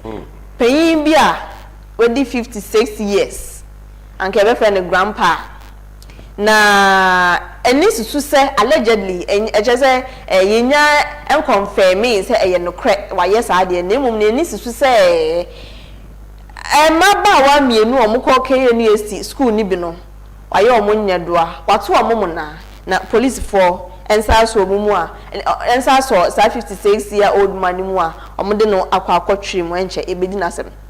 Your reward may not be immediate as Edun Ketia urges calm among NDC. General Mosquito as Edun Ketia, NDC chairman, and Ochemu say NDC party supporters no Bianca Nakuma Antonium. Sempo wa yejume bi na office uhia abosbody bi empempre ya mpona. Sempo abosbody no amba sesia mpona. Enche bibia be fine to bia enka nakoma emfa entuniyem. As for daily news. Oi. Meko menimo. Ene na meko menima na the national enquirer na mede Twasu Julius Deborah in Harvard attends leadership program to boost government delivery. Julius Deborah, chief of staff, they say ameno ka say wakwa kopie mu ewo Harvard na leadership program bia ekwaso wo ho no na wakọ se na ebe ya no nso nim de obenya wo ho no obede beba ama aban no akoyie fefefe elembele assembly members disown petition against Adamus as they set record straight. Elembele assembly members echemu a omonfa petition bia enkoya etia Adamus mining ntino mo bia enya na adwen say omo a petition against Adamus mining emom no munim ho hwe. Ghana Medical Trust Fund engages Parliamentary Health Committee. Ghana Medical Trust Fund and omone Parliamentary Health Committee no AD in Sawoswo sene beya bibia ebekoye ewo yen health sector no emu. Entrepreneur alleges bias by police, bank, judiciary in disputed factory takeover. Entrepreneur opanyin bi onankasa na djuma echema asembia akwatia no a officer ankoye na we no police for ne bank for ne judiciary service na obo mokwadu esanse the factory bi a omaba bejia akantam so anasa omagia afa no officer ankoye na ase bias bi na eya akoso ewo saa akache ho no nti empayfo emremu emano. NPA CEO launches Napet Ladies Week, champions women empowerment. NPA and na omo championing women's empowerment. Na ensemi kan we bi ho and na the National Enquirer and pay what aba. Daily guide na yele kwaza na no the Araba de gwa in the sister court asam or yoko officials. In the maybe I want to season umama the nephew. Unfa nchechem onto mfambra nti ya mama de yesere so papa health minister attention the withdraw heart mining license group to minister nti mama zenefi onto na umbi isamna no na wotu na wabua. Ghana must build economic buffer na owusu eje na adidamesemi etumna ababu tugwa. Master Msane pay so Kumasi businessman beat girlfriend today. How? And when me share video no ever TikTok na omuche me say girl no any boy no date for so long. Na omuche ma girl na downfall. And the coca share ne say when who say the boy no e de oba foforo. Abashawo. Abani fio nti ene bese na yenkwhwe bese na yenkwhwe gidi na oche na downfo no girl ya wawi na ode no call boy ni fio omuju ona boy na nkasa mpo na girl ne say na downfo ne say ode oba foforo aba opo na girl boy ni fie boy ni fie nti echi omotena ho twen ma boy no bae nti boy no bae no na ekoya akasa wo de girl aba ma me fa girl mbae wo de girl aba me fa girl mbae na ekoya heated argument pa na boy no o sha say obuge gidi or bro ni film from last girl ni fenti ofenti ya nkofo aba na boy na nkasa tam girl no to ne kai mu a ode no call hospital say omonhwe no omodi no jo am say oh afa na mbantam gone too soon girl no anya me dia semo haata sintu ne ho sinje muntu sa girl ni yankro ya papo sa boy no wa yefum do sa girl na la wa penu wu na fekuku in penfi baka cho dey we say obia na okono fodobu but wala ni mkonen wala girl ni mkon wala wonya ho aji untu utinsa wonya ohwe nti dama akokon saf na wa yankofo na yede hin aka tabbar hun but wale me hu kuno kutu ha enya wasem se wo hunu mpa enya wasem but I want for we am safo na ye girlfriend na we boyfriend so hunu mu za ahụ na wo wutu motion when you are talking about boyfriend or your friend you are just dating nothing biale o ma mi po yimpa amanzo na mamba kwa no no sa nti the bi kwa just leave her na better baby akọ kwa abasa na chira aba ale kwa ya metia na etwa me nsu mu kwa ni say yen ware onya ho ade na oni oba foforo ko because of bema what and the mema sa the fact say mema edodo no ene ema dodo no enye pe no nche say unya bio ema no kwa nye na be wa ebi mu ye woman sisters nti ubenya wo de e den a ubenya wo de e bi mpomo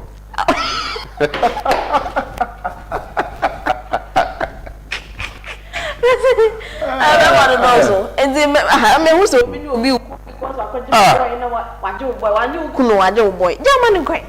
Now, what you who on them home, baby? Me say, or baby, anywhere, or snatch was it, you are snatching now, I would Jimmy boyfriend, or beyond you be out, said Beman or so quan or co.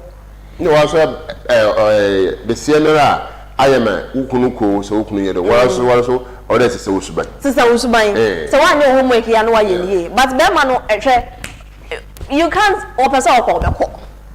The man is answer German or the time is in our area. I wrote you listen and I put you to say in all manner of babies when you know how down where you are. Well, no, why? Hey, and a proud sorry, tell me that. Well, I cut down with the Tamhatado. Name a man, I'm Fatamhatado. You had Thomas Watson. The bitch, I saw on the part in paste. I bet yards are like she said, why do you answer the paste? She said, who need busy answer the paste. Very bad. Up and the man today. You are dragging the man away. Did I want to try to rob them? Nothing bottom line. If you don't crying there, a big catcher of Michelin, a shame what? I showed them then. I showed them then. They see the hour there, BBR there, no one, not a Mukunko, one baby. The bottom line is, Oma, yen share enough for na no monantin. Yeah. And fuck concern ya down for. Nipa, or who are same be our barber catcher, and then me who way, and then me who way, and then me say, can we say or no answer the was and beco. And fuck concern ya down for girlies and Kwango fuck concern ya down for. And come back to no Emma the boy uncle Bono Nkrumah. Sadness here.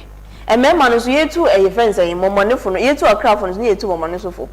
The fact say unu bi anya kasakasa no eno no enye grounds enough say obeto wonsa e woni pa no so onya wo ba at all violence against women e bi a say ye discourage fine ye nya kasakasa ye betimi ye bubefu and all that oshana say wo temper no e rise too much na untimi eye wo sato wonsa pie na ko oboju a na waba be chirechire nsemu ehu hia say onya wo boxing mates now on about betuto a blows.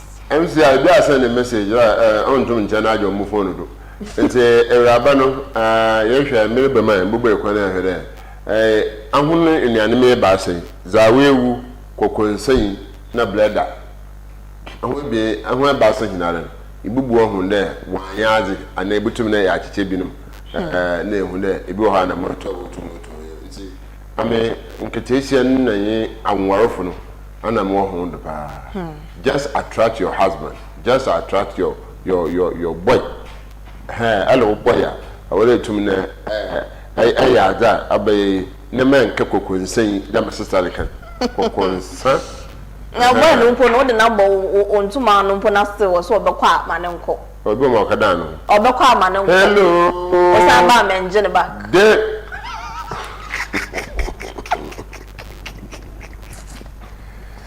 The Democrat, businessman seek help to reclaim factory. Into China factory be the way Nzama Tono Konasa, wa Mabuana and Henry and Sempi BC into Yamama Zenefi, Yentumna, Yembrana, and Bobuan, Ankasa. Serious demands independent prosecutor to fight corruption. At this time, Ghana, Adam and Nabidu. Well, say if was Adam a bribe. So, one bribe and one for your apple. So, the time when you the master of bribe and legacy, baby, I tell him. Hey, and man, who be him now, and never get it all. Abayane. When I'm the new year, say, you know, you go to laugh imprisonment, go more booking. Answer who show no your chance and jump over budget. Oh, budget papa. Say, I am mamma's and if you into me. Yes, if you be queen in Miracle. I go ha daily guide. Na or the Honorable Isaiah Quatin and Funya Babet was saying, no say, well, Honorable Isaiah Quatin contest for NDC Regional Communication Officer. question mark. Ochema na Honorable Isaiah Kwatin Obaba contested for NDC Regional Communications Officer announced at saying government imports loads of transformers. Why is Bia West left out? We so a question mark. Na Ochema abano Accra transformers bebre e de aba omemu hase so come here say Bia West there ye omumu ayamo mo transformers ni bi na emu nchemu no ago ha daily guide ebetimi de amount 5 agenda 111 hospitals in Western North cannot be completed within 4 years. Akando and Okasa Minister for Health and Oshemu say agenda 111 hospitals emu makomako enumbi ewo Western North no dear and ya dia ombetimi awie within 4 years aban we ni 4 years we no and ya dia ombetimi awie sa hospitals we no na ago ha daily guide anopa ni odia beni Achaba yonko umusafo nkata na nhwere ibugbe fon yin na Araba na asam no. Mesiafo. Women and leadership there no so. Love, lies, and loss. Kumasi beauticians' death sparks outrage over rising domestic violence. Odo, entro, any loss I can say. Actually, baby. Okay. Now, Shema, Kumasi beautician, ya semi, and new wono. A before pa abba. It's answered domestic violence. Air cost. Now, maybe I'm even thinking the fact that boy no, it's me abogali. Abawu a munumuha no chese. And then first time I wabuno. Just what tabuno. And then my business so more hardry or memu only obi the tinipa ko bo now that's what's na home. And then sika odopa odop there here. Near my Jesus Christ we any be an odopa. Hey. Odopa. Only obi date. If I call waro no sorry and the poo on kasa yo so on kasa who di bodo po so ye wura na ye bo. Abana the biologist kenta into so on pedal. Some musician she's very popular on the friends on TikTok. I just say waji di ankasa me sure so ankasa e make you ankasa ni sika good money obetimi di ahwe no nti odo ben ya na be mo be ma bo ku. Question for the gods. Market queens edge calm as KJT phase 2 delays persist.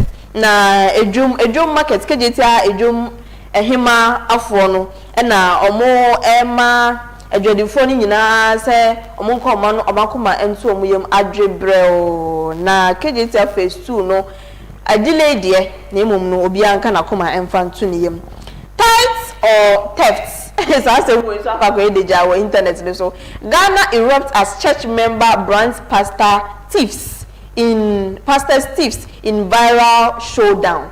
Na we no ohwa na live service ana omoye na ya encheche wie intino obi a wa question no bra bebisa eno ana man ba akokọ je microphone na o say pastor ene mu awoka wi na moya fo ankasa moya fo isa sasa bible ne say wa 1 2 times ana say obi wi anyankopon no ye kromfo de ene na mo so moye akromfo aye deja we internet no so na friends women and leadership ebisa say we no eye krono ananso say etiseng tight ho ensensem eno no government targets food prices with new monthly farmers markets. Member of Parliament for Shai Osudoku Honorable Linda Ohinewa Akwele Oklo ana Okulu mambo ni ana mo di acheme na Oklo. Okay. Now, Ochema, government targets food prices with new monthly farmers markets. And Chebiano, every month, be farmers markets. Strong cocoa, be boama, Aquah-Amoah, edo fresh products. No, about beton. Was a farmers markets. No, I say, I know be boa, ama, a near ma boa, a cost radio, near ma boa, a cost road, so, no, ne boa be bafom. Government clears school feeding arrears. Minister confirms full payment to caterers. Honorable Agnes Namomolate, Minister for Gender, Children and Social Protection, and or if you na catch but say no, but me a confirm say school feeding a kabia na aban eden say no. Wetuana kanyi na mayen, wetuana 4. Ama say no aban end de kabia na school feeding no so enche ebekoye. Pa at my school for them to be near dear Momo Baba. It's the Anope women and leadership there, Oma. Yedi chatwo, eno ana. Right, and say, yeah, shada. I want to know pusu ma. My own floor studio line no TMCI. I'm on my own way. Nothing is like I had the number na. You share a buyer, sabi. The baby oh yeah, and there. No way, papa. No way, fail. No way. Oh, you're a Jumason. Okutani Sandwich, or big shop, Kumasi. Or a popular sopa, and for patronizing and for corner makeup. Just what you did. Yeah. What you did. Why the into no answer? Kakanale one angel. But I'm so, margin can take it and Coconsa for sort of hard, you know. Coconsa for sort of hard, and say, your mamma's in a fee in China Mara. Sabi abutumna ode mfaso otumna Araba sene sebu ha ahwe ne su na ne bana otumna ordineza na chere yaza obua kra nti butumna afre 0508 206 846 butumna afre irabe ya sabi onam ne yankodo otumwa ahwe no nkwe ayehona no fumuda Bia ya bodahuro ye ka se woni obi eti woni obi wo sa aware kwan ne so ananso for mo ba be ware na se imposa woni nipa kompa aware na se de bia do adane ponchim baga twa we mpo no amuni ba wo enti no nka se oh because of my children say sometimes say mo de no na ye school say me mani nti na me pese me ko ba we no mo ni ba munya mpo ware a boyfriend girlfriend ye na ye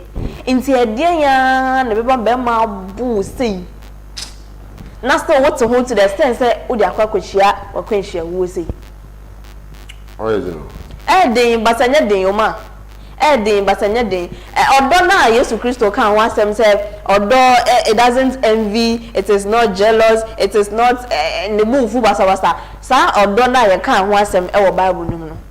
So what's ya say won't na friends and be man chen and also say only obi enye because sometimes if when man kwa na ewo mo member ni nyina ye wo mo bi but still na don't sort and I love my boyfriend and I love my girlfriend. What love is that? You want to die? Oh Jesus. Odakaya. Oh Jesus. Yes, sure conform mo be wo aja mansan kwa no na way. No, they would life there cause a sacrifice time relationship. I'm odo. I don't know. Hey, no, dating for no booze and then you nya worry or the what do be shin so obe to out to polytank 3 days and sana we be you.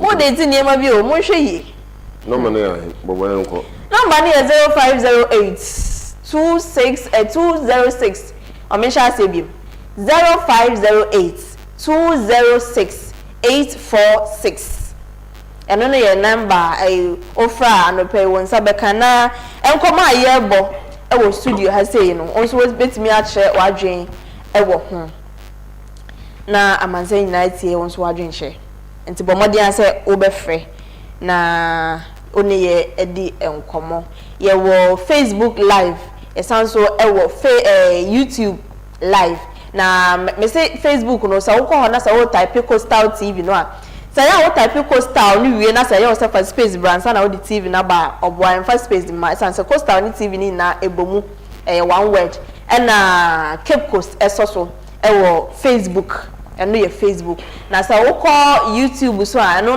type Coastal any TV na ma space me kwan nem na ubehu ye eso e wo no your YouTube de no Coastal TV YouTube dear no ubehu ye na oni ye ache anope ni ye wo ma wo no enyina ete dama ye kano so butu na afre oye raban no fumudo oye kokonse no fumudo ana branch no wedi oye nsamba no pa nti bamaza na waso frɛ the fra na wagin chano no also etum na azaba 0508 206 846 butum na frɛ na the other wagin no also abamaza na etum na aza atugwa ye na yakohene yin so no hia papa pada ofibreto be no ya bamaza na fie etum na ya hwo oye hene wo ye papa I love you the same mouth will say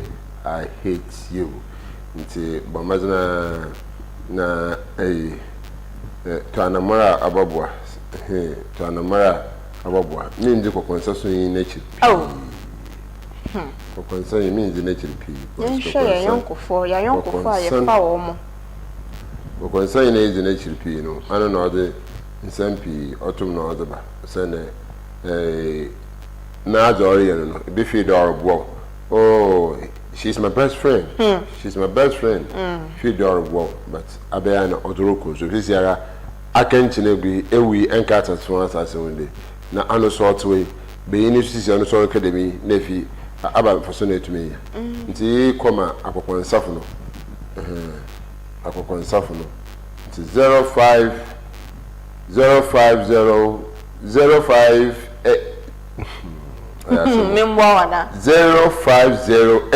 0508 206 846 yeah yakafo yeah good morning I'm sure now can sako wako from the mkata piki wa komanda yeah and upon the one very few stories with mama wadika is she now the onshada onyedo oye inye bishia what's in the boyfriend wabunma we amanka sima oh the young thing for sir na looking the all of BB a Sunday every year the minimum bossy in the continent of South Africa. The bro one I call South Africa. I got one for sir. So on Monday, we also go to 1 or 2. There's some every year in Nkrumah. They say to you, oh, they get come back there until them and let them. Them tell them about them, but see, I media the mother every week the all day. Among family to one in the level. See them Mr. Orkan about one find their boyfriend, love. Let's say other love in that every room, other love in that every room.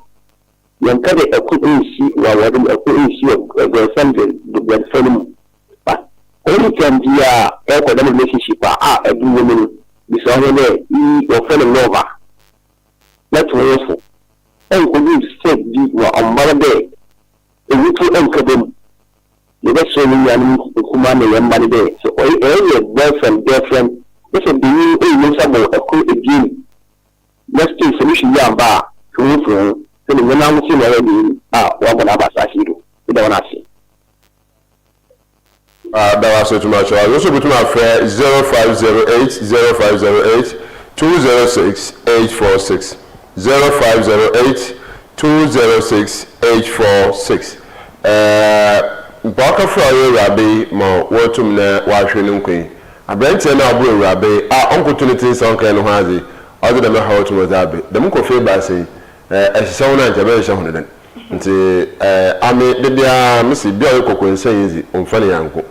Na kokwensan yi so akyeraba ni hunu. Yi de yi mpa kokwensan. But obatale wa no movement ne kasa awore odi ehyehyɛ tan tum. But e we go ha ehyehyɛ watere mpa abakat de ela mata ye tum ase. Yaza abutum na abobwa motum na ayeye. Nti ye mama zenefi yentum yentu na mra abobwa hina me sha me fra wo oye me line do ne mom TV ne zero normal no ana wada bo mazenefi etum na efre na yeko hinim. Nti botum na afre 0508 206 846 0508 206 846 butum na afre na nnuane ba sen a wo da asama aben ya mama zene fi ya hihye won aba futu na azema oba aba futu na azema wonua wo oye dam ayohosem ya wotum na wesi so na mbirepi iwa yankofo ai nam iwe nuanom ai honam nyebu ho a etunufa nyaza obutum na waja atum nuan etunufa nyaza obutum na waja atum kra nti yamba yehomase no yinta na mara onfa haw ofibere to be no onfa haw fa mara so na yinta na mara yetu anamara aboto ababoa na efi etum na yakohenayim nti yamamase na yemfa nhia nkwa sabi yanko odun sampa otumodeba sabi yanko no otumoto anamapa sabi yanko no aka sampapa ni na no ana obuto ababoa na efi etum yakohenayim nti mbelepe yetu hia anamara yesa na sodaza yetum yeyano no ode esunto baba ode hawaba ana de ode nkebom sonko no otumodeba osane ana moto yetu ni na ye dachi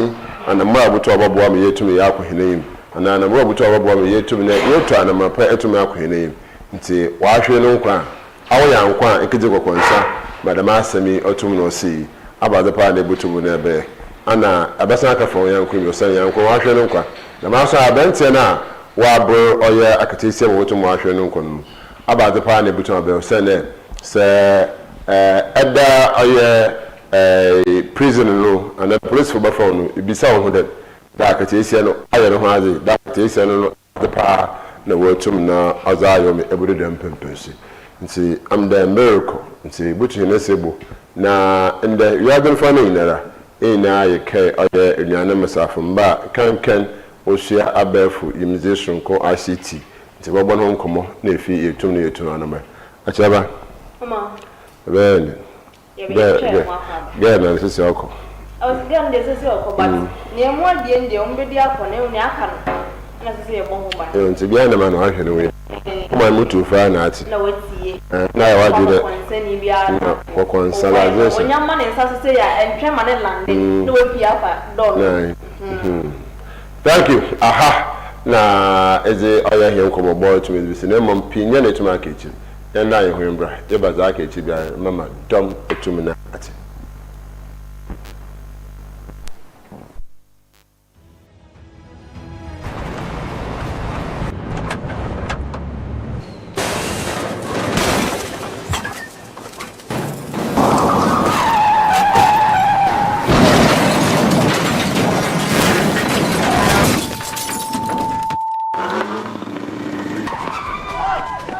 National Petroleum Authority say, Mawo Bambo hu hia ukane. Ain't no, stay back and stay safe.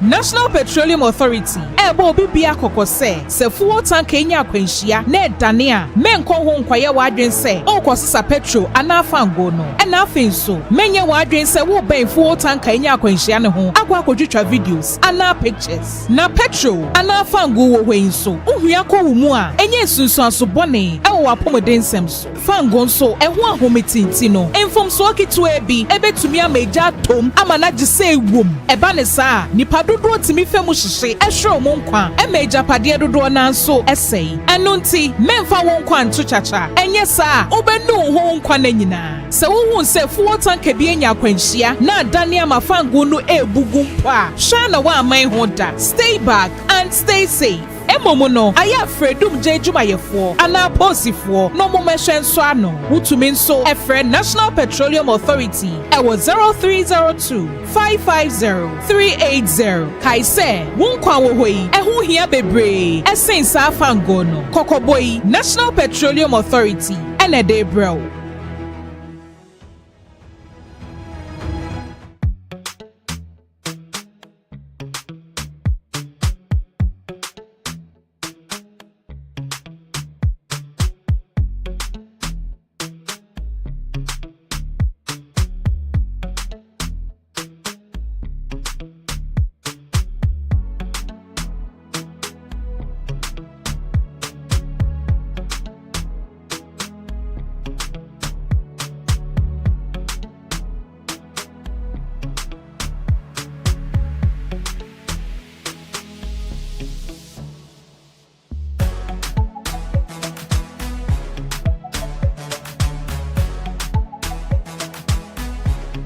sell gift shop, a place you can rely on. You call on us and we will deliver.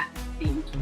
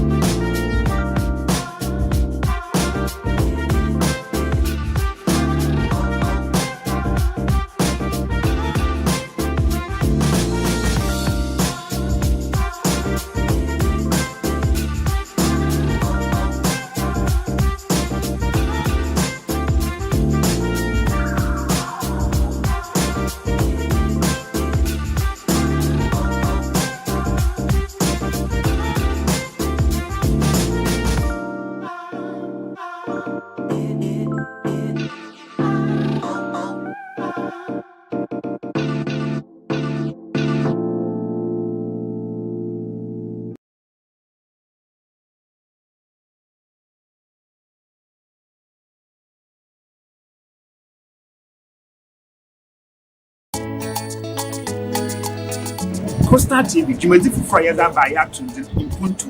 It's about development. They discuss issues of national concern, issues of central concern, matters that concern Central Region and Ghana. Ubuntu Sama offer capos, baby will be a Ubuntu Sama offer. Or your one and Asadi, there or Sade or the Ubuntu, or the baby on the Eyifua and over we are no other man. Or your one and Asadi, Dozin Puntu Baba capos, one and Asadi, Dozin Puntu Baba Central Region, one and Asadi.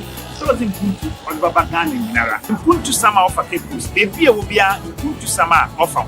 Or your one and Asadi, there or Sade or the Ubuntu, or the baby in the P and a batinasi, women down of Pediara. Live Ever Coastal TV.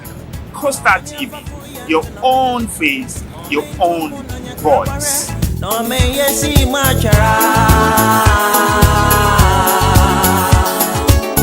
yesi macharo. Mewo, Fiji.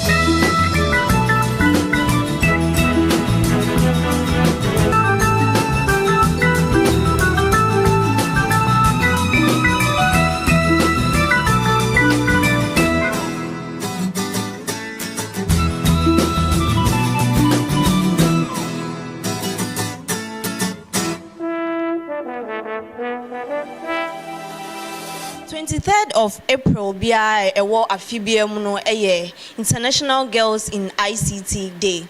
Chasasada no ye de esi ho a ye hwese ekwan e befa so a ye mama ema omuko school from the basic kopim tertiary no omani beje ICT ho na omode omho agim na se empo ye ka tech aspect and also say ICT related fields bia no a se ye kan ema wo mu a ye benya ema dodo na a omode omho agimu na ene ye wo Eyifua St. Mary's Basic School. And ye wo BBIT ICT department. Ye ne students ni bi. Ye bepese ye no mu everyday nkomo nkankan emma a ewo mu amusua ade school mu ase no. E bepese ye no mu bedi nkomo na ye hu omonso omadwen se ne e fast dwen fa ICT hu. Se ba no ICT ye sua tech niema related to tech a omonso omodwen hu se na die mpo na se omunyi a omobepese omode ICT no ebeye na niema ebetimi aye as a teacher for as stakeholders it means ebetimi aye edi aboa ma ICT adisua akoso midin no AFIBA ESSIEN and minutes 2 students na ewo ha say ma me sha say film nsa benkum eso mpacho frozen Georgette Aquah-Amoah. Georgette Aquah-Amoah. Form 3. Okay, also you frozen. Judith Enya Adonu. Judith Enya Adonu. Also your form say 1. Form 1. Yes. Okay, then mama starts in free Form 3 students no. So Georgette what chance say we soon there was Eyifua St. Mary's Basic School say no. Me fan say we shall say Form 1 na what the 3 years. You can say ICT say yes idea afa ICT eho ewo school mu ha say no fi say wo buy no experience no eti sen. Like, I would like to say this in English. From when I came to this school, ICT, it's a very interesting topic. You know, the way you will be able to use the mouse, the keyboard, the monitors, learning about parts, using productivity software to create documents, presentations, is really interesting. And now even AI is in the system. Now we mostly use AI for our works, for presentation. So yes, ICT is very cool in the school. Okay, so now can AI ho asem ntim pese me bisa we ho no ho asem kakra. Like you are saying, mo the AI mo works ene ade nyina. How do you moderate the AI in such a way say it doesn't take over your creativity? Now ade awankasa wo de wadwen ebeye no AI no emmebro so. Na emum be hwe ne say wo the AI ye adwuma de na emum no wo de wadwen so e ka ho. Now students are over depending on AI. But it's not everything that you need to use AI. Sometimes it's our own critical thinking that we need for AI. So sometimes easy things that we can use our own mind to do, we should set the AI aside, use our mind to do it. And now people are using AI for drawings but we have our own hands there to take the pencil, start drawing. Even if you are not good, the AI can guide you on how to draw. That's how AI is. Since I was ICT, I say what has been the most exciting part of the ICT subject I was seeing so far? The use of the computer gadgets. Yes, using the keyboard to type, especially some apps on the monitor like Mavis Beacon. It really enhances students' typing skills. The use of, there are so many, and then even the use of Scratch in programming. Yes, it's for beginners. So if you want to learn how to program, Scratch is used to program a block of codes. Yes, students just arrange them to be able to create stories, animations, and so many more. Have you had an interest in ICT all along? And also say BBR recently na ebebo. Oh, since before I even came to this school, I really loved ICT. Sometimes in my former school, after closing, I would go to the ICT lab, ask for permission, and be using the computers to learn, to enhance my typing skills, and sometimes to even program. Obe pesa ode ICT no be ejuma in the near future. So I really like to use ICT in the near future to be able to boost career skills. Like for me to use the computer ICT to be able to hack. Yes, we have hacking, the good side and the bad side. You know, we can use hacking to help people who have recently lost their data. So if they want to retrieve, we can use the hacking to help them get back. All right, Judith, yeah, that's it. My name Judith and so and Kasa Judith Form 1. We experience our ICT at the Suyamu, our Eyifua St. Mary's Basic as you know. So far, no, as I say. It's good because to me, ICT has helped me a lot. Like it taught me how to type, how to also earn my own general thinkings, and also helped me in a lot. So to me, ICT had always helped me do my homeworks. For example, AI helped me do some homeworks that I couldn't do myself, and also helped me in presentation, as she said. And sometimes I also use my own thinkings to do some works. Yes. What are some of the ICT tools are we familiar with? The keyboard, the mouse, the monitor, smartphones, and etc. Or any idea about AI learning? Yeah, like AI, it's artificial intelligence that helps people to know how to do some works that you think you can't do, and also helps you. Okay. Sometimes classmates ni bi mu bi ha omo hu ni say ICT no subject a din to say math and others no. Also no omo ya adwen na hu ni say ICT a very interesting subject. Okay, to me at first I thought ICT was that hard, but when I came to JHS that I started picking some of the simple tactics to learn how to learn it, and it became so simple to me that like in computing I could now do well, and it's not that hard.